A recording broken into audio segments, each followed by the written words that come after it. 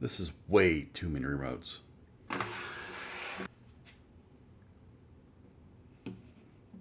Much better. What's up, YouTube? Welcome back to DIY Reed. My name is Reed, and if you're new to my channel, please consider subscribing. On this channel, I cover a range of topics including tech reviews, home automation, and how-to videos for both home and automotive. In this video, we're going to be taking a look at the Sofabaton U2 Universal Remote. By the end of this video, you will know the following. How much does this thing cost? What do you get in the box? Some of the key features of this thing, how to set it up on all your devices, and my final thoughts. The Sofabaton U2 is a universal remote control that can replace all of your remotes and simplify your entertainment experience. It's compatible with a wide range of devices, including TVs, streaming boxes, sound bars, game consoles, and more. No more digging around for a pile of remotes and struggling with different interfaces. With the Sofabaton U2, you have everything you need to control individual electronic devices in one sleek, ergonomic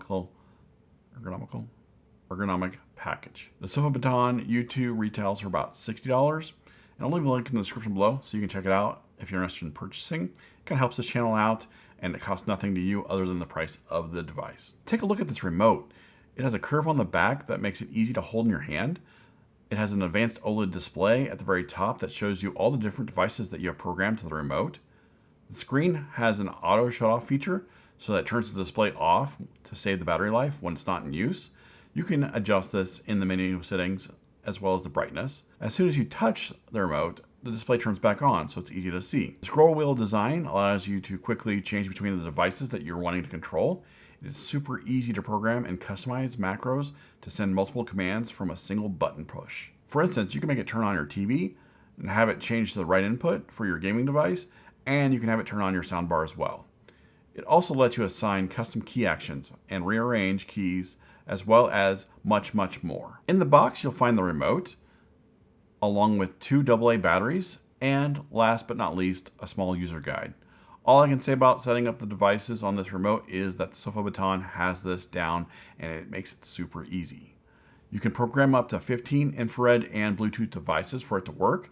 It works with a library of over 500,000 devices from 6,000 different brands. That's quite a bit. For initial setup, you'll need to download the smartphone app and create an account. Once you've created an account, you can put the AA batteries in there, and the remote will already say it's waiting to pair with the app. To pair it with the app will tell you which device it is, and it'll tell you to press a few buttons. Once it's paired via Bluetooth, it'll ask you which devices do you want to add to the setup. At this time, you can set up devices multiple different ways. The first and easiest option is you can provide the app with the brand and model number of the device that you want to pair to it and send the command codes to. Once you put that in there, it will go ahead and find the command codes on the internet and download them and sync them to your remote. If, for some reason, you're like me and the TV's up high and you can't look at the back of it for the model number or can't find it anywhere, you're going to be able to say, say it's a Samsung TV. You can go ahead and tell it it's a Samsung TV, and it'll ask you a bunch of different options, allowing you to, basically the first one is power on, and it'll go through each command trying to find out which code works. And once it finds it, you hit OK, and it moves on to like volume.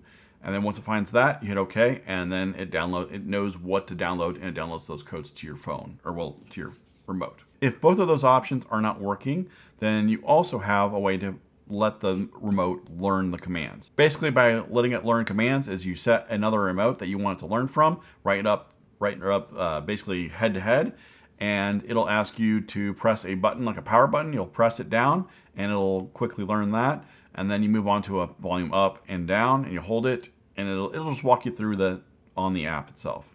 Let's go ahead and take a quick look at the smartphone app and its features. So right now, as you can see, I don't know if you can see that right now. Let's see here. Get out of the way. But I have different devices on here. I have a TV, soundbar, and my office TV on here programmed. And if I want to go into each individual one here, I can select TV. So when I'm on the TV option on here, I can change the name of it. I can say Samsung TV. I can say living room TV. You can do whatever you want. They have icons here you can change to, back to whatever you want. You can decide if you want to hide this from the remote screen or remove the device. And then also you can do remote keys. So at this point in time, you can allow it to assign whatever key you want for certain things if you wanted to change them. Now, right now, anything that's outlined in green shows something's programmed to it already. But you can press on it and it'll automatically allow you to customize it. So let's go ahead, like there's a red button, green button, and yellow button on the bottom of it. Let's go ahead and press red. And from here, you can reassign the remote key. You can do it for something specific that you want. You can learn from original remote.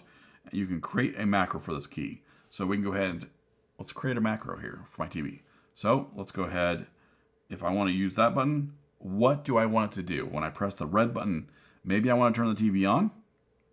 And then I want to add a step. Maybe I want to change the end. Well, go to home. So it'll power it on. After a half a second, it'll allow you to, well, you can adjust the seconds here, but after half a second, it hits the home button, and then we can go ahead and say we want it to go to a certain menu. We can hit the down arrow, and then down arrow, and then maybe we want to hit the OK button. So maybe I want that macro to turn on the TV and automatically go to a certain app on my TV by hitting the home button and going down twice and then hitting OK. Maybe that's where it's at all times. So now I can save that and it'll download it or send it to the remote. So that's pretty cool right there. We're not going to save that, but this allows you to do that. Now, if I wanted to add a remote, I simply hit add and it will load here. And this is where you put the manufacturer in and then the manufacturer model number. So this is basically the app in a nutshell, and it's pretty easy to use, as you can see here. Here are my final thoughts with this remote. Ever since Logitech did away with their Harmony remotes, I've gone back to using multiple remotes, and it's kind of annoying. When I programmed my cable TV remote to my TV, and I realized that the soundbar that I have is the same brand, and for whatever reason, I couldn't program both to my cable remote. So I could either choose to have the cable remote turn on and off my TV, or allow it to just turn volume up and down, which I chose the volume up and down. So now every time I turn on my main TV in my living room, I have to find the actual TV remote to turn it off and on, and then use my cable remote for the rest of it. Now, I can use this, and it makes it super easy. The setup process is super easy, and I like the adoption of using the smartphone app to send the codes over to the remote via Bluetooth, versus Logitech's way of you have to hook it up to a cable or a USB to a computer, and then it doesn't work as well as this. This is super easy to set up. This blows Logitech Harmony's process out of the water. And if you've ever had to program one of those cheap remotes that you can find at your local Walmart, this thing is a dream come true. That being said, there are a few limitations on this remote that I'm not really sure that I like. The buttons, they are very clicky. Now, I watch a lot of TV after my wife falls asleep in our master bedroom, and when I'm channel surfing, I feel like the audible click of the button that I press is super loud. I don't know if you can hear this. Pretty loud. This may not be a big deal to most, but that's just one thing that stood out to me when I was using this and trying to figure out how it works. Another thing is I wish the buttons lit up. So when it's dark, I can't see what the buttons are, what are the buttons for. All I can see is the screen of what device to use. I can't actually see the buttons, and I have to memorize that if it's dark out. Other than that, this is a great universal remote for the money. Most of the features that this thing doesn't have, their X1 remote, it's a little bit more expensive, will take care of you. If you found this video helpful, please leave me a like. Feel free to ask any questions in the comment section down below. I'd love to hear from you. If you're new to this channel, consider subscribing for more tech reviews, home automation, and home and automotive how-to videos. Thanks for watching. See you next time.